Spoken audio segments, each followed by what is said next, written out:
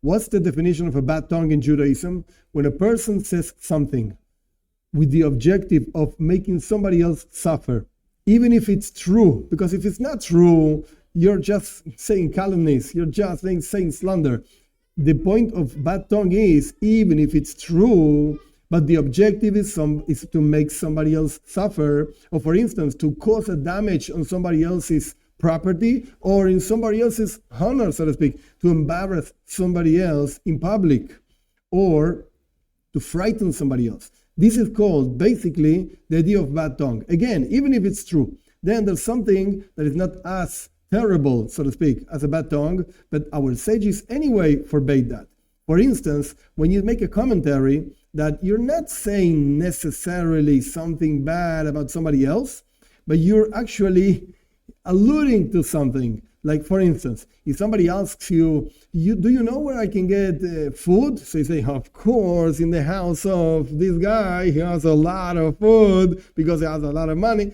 You're not saying really something bad, but this is actually called like a dust of a bad tongue.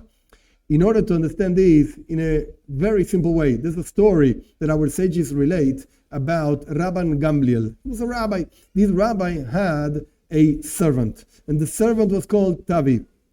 This Tavi was a very smart person. So once it happened that Rabban Gamliel was giving a class to his students, and he called Tavi, come on, he go buy in the market something very good. So Tavi didn't really know what the master wanted, so he started thinking. He went to the market and he bought a tongue, the tongue of a cow to eat, and he brought it.